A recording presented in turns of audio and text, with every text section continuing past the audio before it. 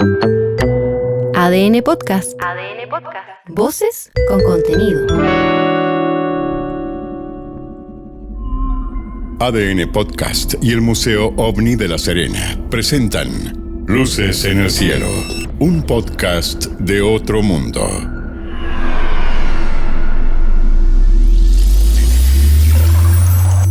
Capítulo 6. Quebrada de Macul. 23 de septiembre de 1978, Quebrada de Macul, Santiago de Chile. Un empresario, Alejandro Hernández, y su hijo se trasladaban por ese lugar en su vehículo. De pronto observan unas misteriosas luces y de la nada aseguran que el vehículo comienza a levitar en la ruta. Bueno, ellos tienen una experiencia extraordinaria, una experiencia que en su momento fue muy comentada en la prensa incluso. Es una experiencia que marca un fenómeno que tiene que ver con la relación entre los vehículos y la ufología. Vamos a conversar con Freddy Alexis, investigador del misterio, sobre este suceso ocurrido en la Quebrada de Macul, en Santiago de Chile, en este podcast Luces en el Cielo de ADN, en conjunto con el Museo OVNI de La Serena, en el que estamos analizando sucesos ocurridos en nuestro territorio nacional, sucesos que son parte de la casuística de avistamientos de sucesos ocurridos en nuestro territorio. Así que hoy hablamos del caso de la Quebrada de Macul. Freddy Alexis, bienvenido una vez más a nuestro podcast en el que hablamos de estos sucesos que han ocurrido en nuestro territorio y que son parte ya de la historia de este fenómeno. Y vamos a hablar de un suceso que, yo lo decía, ocurre el año 78, el 23 de septiembre, y que en su momento fue bien comentado.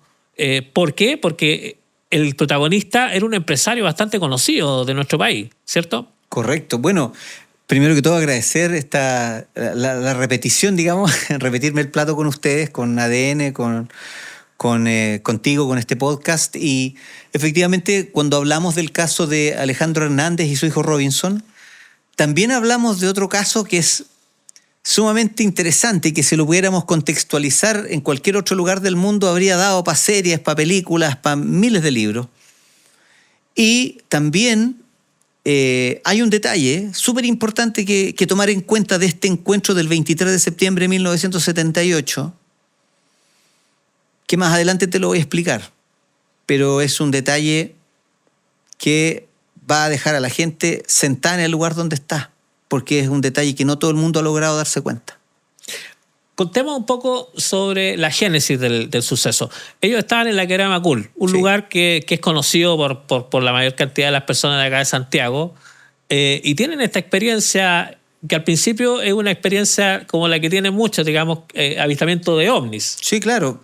Ellos iban en un Chevy Nova, que obviamente en 1978 era un auto de los más utilizados, pero no lo tenía todo el mundo, porque un Chevy Nova era caro en esa época. Y este Chevy se estacionaba siempre Alejandro Hernández porque ellos vivían en Avenida La Florida. Y tú siempre veías el auto en Avenida La Florida afuera.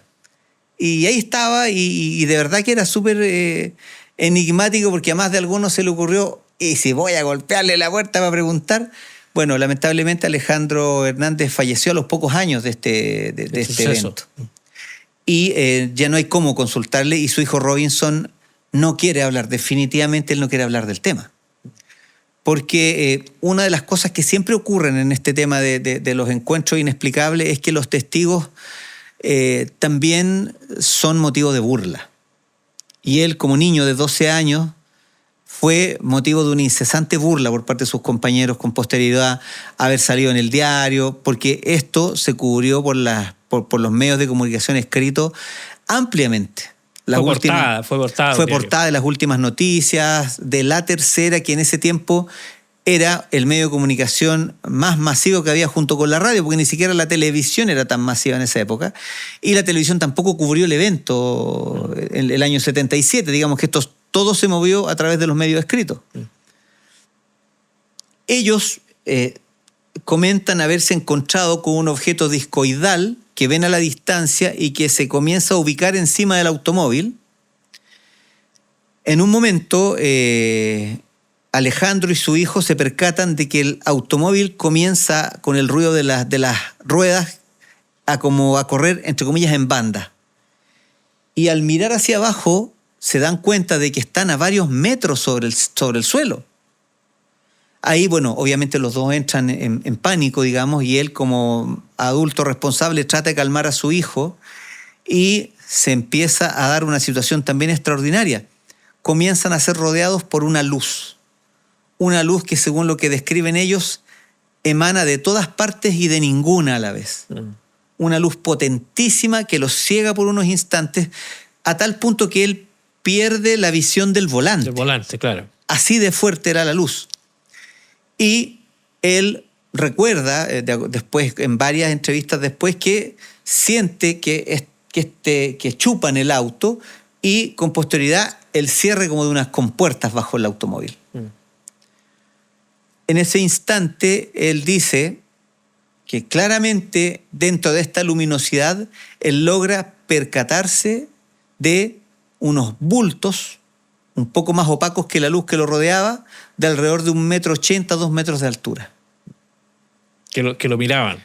Exactamente, y que estaban alrededor del automóvil. Obviamente el niño, bueno, Robinson en esa época también relata algo muy similar. Y Alejandro, con posterioridad, cuando él comienza a profundizar en detalles de este encuentro, él dice haber recibido una especie de mensaje. Que los seres que estaban frente a él irradiaban paz. Y que comenzaron de alguna manera telepática, dice él, a través de mensajes mente a mente. Estoy hablando de lo que relata Alejandro Hernández. Sí, exacto. Le comienzan a comunicar ciertas cosas. Incluso le advierten de una circunstancia histórica. Sí. Que aquí viene algo que en realidad podemos ponerle toda la duda del mundo. Podemos decir, no, esto yo no me lo creo, pero es parte del relato de Alejandro Hernández. Que Alejandro Hernández, paso a comentarles, era una persona que tenía una discapacidad y era presidente en esa época de la Asociación de Discapacitados de Chile. Sí. Y él dice que le estaban entregando un mensaje que era muy potente y que era demasiado impactante para la época. Y que bueno, tiene que ver con la muerte de... Y tiene que ver con la muerte de un gran personaje histórico, un personaje importante, que era el Papa. Juan Pablo I. Juan Pablo I. Y bueno, él relata que a él le avisaron de la muerte de Juan Pablo I antes que sucediera. Claro. Un poco, me hace recordar un poco el caso de Octavio Ortiz, 1985, claro. Cuando le comunican que va a explotar el Challenger. Que va a explotar el Challenger. Es como que ubica a este tipo de entidades relacionadas con los ovnis quizás en una suerte de capa o de espacio donde ni el tiempo ni el espacio corren de la misma manera que corren para nosotros. Es como si ellos tuvieran acceso a momentos temporales que nosotros jamás podríamos imaginar tener. Porque de qué otra manera se podría explicar que ellos pudieran anticiparte algo. Claro. Que pudieran decirte algo que va a suceder. De verdad que en ese punto específico la historia de Hernández es extraordinaria, porque no solamente le entregan este conocimiento, sino que esto también ocurre. Claro. Ahora, el tema de esta comunicación que él dice tener con estos personajes que él ve, digamos, ahí alrededor, es telepático. O sea, estos mensajes son de tipo telepático. Sí. Eso es muy habitual en este tema de la ufología. Es muy habitual que estos personajes tengan estos encuentros y la comunicación sea de ese tipo. Absolutamente. Y de hecho, otro detalle interesante de este caso de Alejandro y Robinson Hernández es que Robinson le relata la hermana que con posterioridad los encuentros con estas entidades siguieron. No solamente fueron en el momento del secuestro del automóvil, sino que años después, 2 a 3 veces al año, se le aparecían estas entidades en su casa. Bueno, eso también es parte del fenómeno. Acá estamos hablando de casos, digamos, que de alguna forma el patrón se repite Sí. en estas experiencias extraordinarias. A muchos personajes que tienen esta experiencia de abducción o estos encuentros, generalmente contactados, claro, generalmente después de un tiempo vuelven a tener esta experiencia, vuelven a ser visitados por estas entidades. O sea, hay un patrón que se repite absolutamente, en el tema. absolutamente. Y hay que entender que este tipo de entidades también tienen este comportamiento recurrentemente.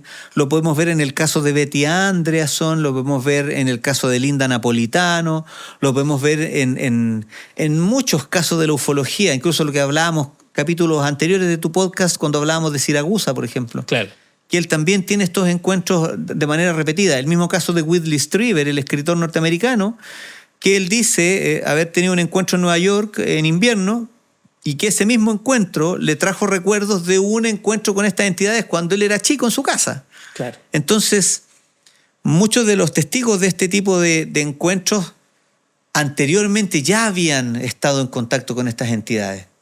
De maneras diferentes, probablemente, en algunos casos de manera solapada, en otros casos en circunstancias muy disímiles, pero ya habían sido testigos de algo extraordinario. Entonces, este fenómeno los persigue, los eligió en algún momento, y dentro de ese recorrido histórico está ese evento extraordinario, o son casualidades. No sé cómo explicarlo, porque si fueran casualidades, son casualidades demasiado extraordinarias. Ahora, ¿qué cuenta Hernández de cómo termina esta historia? ¿Cómo ellos, después de estar en este espacio iluminado, donde ellos ven estos seres, donde están en esta comunicación telepática, cómo termina esa experiencia?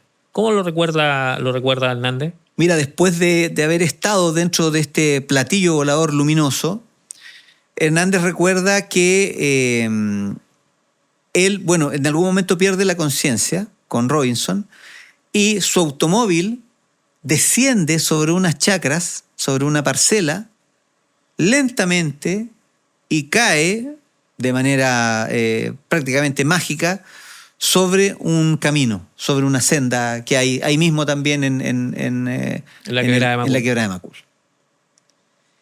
Fíjate que esta circunstancia, uno podría decir, extraordinaria circunstancia, pero ¿cómo la probamos? Resulta que hay 4 testigos más del evento. Y en mi libro Disneylandia de los dioses, que salió hace un par de meses, yo relato la entrevista a una de las personas que ve caer el automóvil de Hernández y habla con ellos, porque estaban semidormidos y despiertan en shock. Ahora, eran 4 primos los que estaban ahí. Y lo que ellos ven es a Alejandro Hernández y Robinson recostados con los asientos reclinados, durmiendo, y un resplandor verdoso sobre sus cuerpos. Ellos, con un poco de miedo, no los tocan y esperan a que este resplandor verdoso se apague, y en el momento que se apaga este resplandor verdoso, ellos comienzan a recobrar la conciencia. Estas personas, estos primos que están ahí, que estaban en la quebrada de Macul, que se encuentran por casualidad con este evento, los ayudan a reincorporarse y un poco también les brindan la contención inmediata post-encuentro cercano del 4º tipo, digamos. Y Hernández recuerda que después de esto sufrió varios eventos que ya hemos conversado. Sufrió ansiedad, tenía problemas para dormir. Incluso él decía que muchas veces se le repetía esto del mensaje mientras estaba durmiendo. Él recordaba que el mensaje se le repetía y le incomodaba y le inquietaba. Y Robinson termina obviamente admitiendo que estas entidades con las que se encontró dentro de este platillo volador seguían comunicándose con él. Entonces, a nivel familiar, el manejo de la situación tiene que haber sido muy difícil. De hecho, Mónica Hernández, la hija de Alejandro, Sí. relata que para ellos como familia fue muy difícil. Bueno, ¿tú la entrevistaste o Rodrigo fue? Rodrigo Fuenzalía. Rodrigo Fuenzalía la entrevistó en su momento y bueno, yo escuché, digamos, esa entrevista y es muy, muy interesante lo que ella plantea y plantea justamente esto que tú señalas, o sea, que como familia este suceso de alguna forma los toca pero completamente, o sea, aunque uno dijera, no, fue el papá y el hermano el que tienen, no, esto de alguna forma trasciende, digamos, el ambiente familiar. Entonces, y como suele ocurrir en muchos otros sucesos también, ¿eh? Como le pasa a Octavio Ortiz, por ejemplo, exacto. Que Octavio Ortiz en su casa comienza también a tener... Octavio Ortiz hay que decir que es el protagonista del caso Friendship. Que lo van a entrevistar ustedes, me parece, pronto. Estoy haciendo un spoiler. Spoiler, claro. Oye, pero lo que pasa es que ahí, bueno, Octavio yo lo entrevisté también y me comenta lo mismo, que de repente él estaba con el pololo de la hija en su casa y de repente sienten que sube gente la escalera y no hay nadie. Sí. Entonces tú decís, bueno, ¿qué conexión puede tener el fenómeno ovni con los fenómenos paranormales? ¿Por qué debiesen estar unidos? Claro. Yo ahí me recuerdo las palabras de Charles Fort, cuando él decía que todo esto era un gran fenómeno. Y finalmente, claro, si tú empezás a analizar un poco, este es un fenómeno de orden forteano, pero ¿qué pasa? A mediados de 1940, a finales de 1940, por ahí por el 47, el fenómeno ovni comienza a obtener su propia, su propia evidencia. Entonces un poco que se empieza a alejar de lo forteano, pero nunca ha dejado de ser de la familia lo forteano. Claro. Porque, como decía John Keel... La mezcla es... Claro. John Keel decía, probablemente el mismo espíritu que hace que lluevan anchoas desde el cielo es el que provoca que nos vengan a visitar estos seres y quizás no lo hace porque nos quiera contar algo, sino porque está definitivamente loco. O sea, aquí hay algo más allá de todo lo que nosotros podemos razonar. Y fíjate que el otro día yo... Cuando tú me comentaste esto del caso de la quebrada de Macul, me acordé de algo. El 23 de septiembre de 1978 ocurre otro caso emparentado con este, donde también está involucrado un automóvil y 2 pilotos chilenos, pero esta vez en Viedma. Exacto, en Argentina. En Argentina. Claro, era la vuelta... Sudamérica. Sí. Y fíjate que con un par de horas de diferencia también. Sí, po. El automóvil de estos pilotos chilenos es abordado por una luz que también los absorbe y los deja 160 y tantos kilómetros hacia adelante de la carrera donde ellos iban, lo que termina descalificando a este binomio de conductores chilenos. ¿Por qué? Porque supuestamente hicieron trampa. Claro, o sea, era imposible que ellos pudieran recorrer esa distancia en tan poco tiempo. En los minutos que tuvieron la experiencia era imposible. De hecho el piloto del automóvil decía, oye, atrás viene el auto de los uruguayos, nos viene pisando los talones. Cuando termina de decir esta frase, aparece esta luminosidad gigante sobre el automóvil y ¡paf! 165 kilómetros más adelante. Claro. Y de hecho, para más INRI, hay que agregar otro detalle. El mes de septiembre de 1978 es el mes que acumula la mayor cantidad de eventos ufológicos y paranormales de nuestro país. Mira, ese año es clave. Y ese mes en específico, ¿por qué? Porque incluso yo diría que el sur del mundo, no solamente Chile, porque en los primeros días de septiembre de ese mes, o sea, digamos del 78, ocurre el caso de Venado Tuerto. En la Argentina. En Argentina, claro. Juan Oscar Pérez. Está el caso de la aparición de una imagen religiosa en un madero en Mendoza. 8 apariciones de la Virgen en la Araucanía. El caso de la quebrada de Macul, el caso del rally en Argentina, y sumarle al último que los pilotos de los F-5E de Cerro Moreno las últimas entrevistas están ubicando ese caso en septiembre del 78, porque se supo el 79. Exacto. Entonces, ¿qué pasó? El año 78 es un año que parece que hay que darle una vuelta. El mes de septiembre de 1978, señora, señor, busquen los diarios de la época, busquen los relatos de la época, porque el cono sur, específicamente Chile y Argentina, están repletos de casuística ufológica.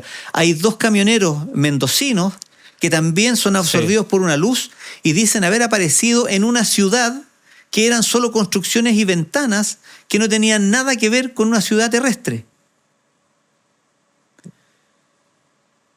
¿Se acumulan los fenómenos paranormales en ciertos momentos históricos de los países? No lo sé. Recordemos que aquí Carl Gustav Jung y sobre todo Martin Kottmeyer nos comenta que por lo general los ovnis aparecen en momentos históricos de problemáticas fuertes, de momentos bisagra en la historia en donde están sucediendo cosas terribles como guerras, como hambrunas, como momentos históricos claves, ¿cierto? Y el 78 fue el momento en que casi tenemos una guerra con los argentinos. Claro. Y justo Chile y Argentina en septiembre del 78 tienen una gran cantidad de fenómenos inexplicables. ¿Qué está sucediendo ahí? Hay una intervención. Oye, te quería preguntar por la zona donde ocurre este suceso. En la zona de la quebrada de Macul. Es una zona donde no ocurre solamente ese suceso, sino que muchas otras personas han tenido o tuvieron en su momento avistamientos importantes también. Sí, claro. ¿Qué pasa con esa zona hoy, en la actualidad? ¿Tú sabes si esa casuística sigue estando activa? Yo soy un personaje nacido y criado en la Florida, por lo tanto la quebrada de Macul me queda muy cerca. El día de hoy el sector está bastante poblado. Hay muchas poblaciones y villas nuevas ahí. Y hay habitantes de ese sector que relatan encuentros extraordinarios. Hace un par de años atrás, Eduardo Lucero, que es un terapeuta, comenta que paseando sus perros ahí en Quebrada de Macul, muy cerca donde pasa el avistamiento de Hernández, se encuentra con un objeto globular de unos 30 metros de diámetro, que en la base tenía 4 globos rojos que iban girando, que era como que lo sostenían, y que permanece detenido en el aire por alrededor de 3 a 5 minutos. Y lo más extraño que rodea su encuentro es que los perros que él iba paseando estaban congelados durante los 3 minutos del avistamiento. Él decía que los miraba el objeto, miraba a los perros, y los perros así, como estatuas. Cuando este objeto se mueve y se aleja hacia la cordillera, los perros comenzaron a moverse. Claro. ¿Qué influencia puede tener este tipo de eventos con los animales también? Ahí me recordaba, por ejemplo, el tema de lo que pasó con el perro Guamachuco en el caso Valdés, por ejemplo, donde el perro Guamachuco era también, el más valiente de todos, siempre estaba ahí participando de todas las actividades, y cuando aparecen estas luces sobre este lugar donde ocurre la experiencia del Cabo Valdés, el perro Guamachuco se va a un rincón y se queda inmovilizado. Los caballos también, sumamente inquietos. Y bueno, hay que recordar que la casuística ufológica internacional tiene montones de casos en donde los animales también tienen comportamientos extraños. El mismo caso del granjero Joe Simonton, que en el año 60 un objeto metálico redondo aterriza en su granja, los tripulantes le piden agua, y en ese momento todo lo que eran caballos, vacas y los perros, gallinas del lugar, en un silencio absoluto. Como lo que define Jenny Randles, la investigadora británica, como el efecto Oz, cuando el ruido ambiente desaparece. Sí. Cuando es como que o el viniera cono del silencio que le llaman. Claro, como que una mano invisible le bajara el volumen a la realidad. Y incluidos los animales, que dejan de emitir ruido, dejan de prácticamente como que dejaran de funcionar, es como que los desactivaran.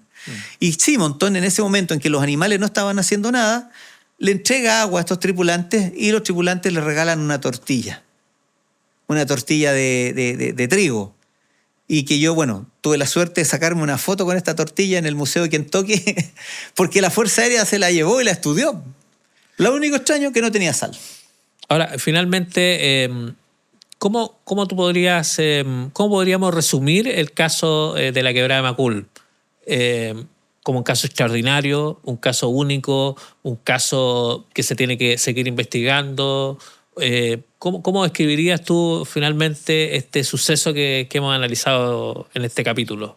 Mira, este es un caso de gran, un caso espectacular a nivel de los testimonios y a nivel de lo que relatan los testigos, que no solamente son ellos los únicos testigos, sino que hay gente que también ve el automóvil caer desde el cielo y que además trajo como consecuencia aparejada un cambio radical de la mentalidad de Alejandro Hernández, que él, siendo un empresario, después toma un foco súper espiritual en su vida.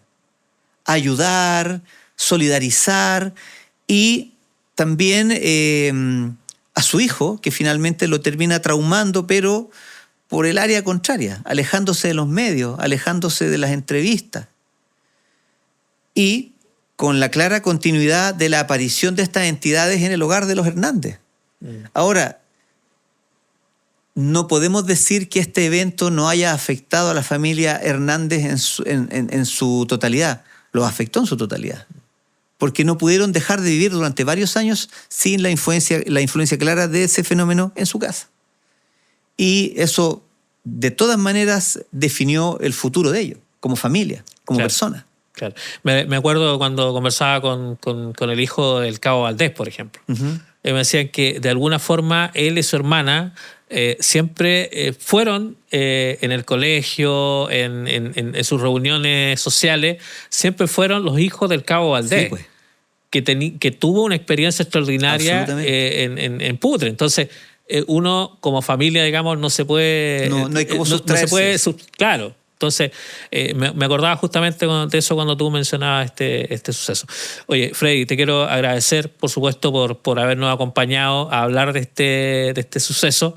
Sé que tienes muchos casos más, quizás más adelante nos gustaría mucho tenerte nuevamente por acá, hablando de otros casos, de otros sucesos extraordinarios que han ocurrido y que tú has investigado y que los has incorporado dentro de tus libros. Oye, bueno... Gracias a ti, gracias al Museo OVNI, gracias a ADN y este tremendo podcast que están haciendo, que en realidad lo único que hace es colaborar con la gente aficionada a este tema y al legado cultural de esto. Por fin un espacio en donde se puede entregar conocimiento absolutamente sin ningún límite, sin frontera, para todo. Muchas gracias, Freddy. Bueno, y a ustedes, amigos, por supuesto, agradecerles como siempre la sintonía, agradecerles que nos acompañen en cada uno de nuestros capítulos donde estamos hablando de todos estos sucesos extraordinarios que han ocurrido en nuestro país, sucesos que tienen una investigación detrás, que hay personas que han dedicado parte de su vida a investigar estos sucesos, así que esperamos contar con su apoyo para que nos sigan acompañando en este podcast Luces en el Cielo, por supuesto, con ADN y con esta alianza con el Museo OVNI de La Serena. Si ustedes quieren ver los capítulos, revivir los capítulos, por supuesto, están ahí disponibles en el sitio de ADN y por supuesto en el sitio del Museo OVNI de La Serena. Será hasta la próxima. Un abrazo, que estén muy bien. Chao, chao. Luces en el Cielo es un podcast de ADN Podcast y el Museo OVNI de La Serena.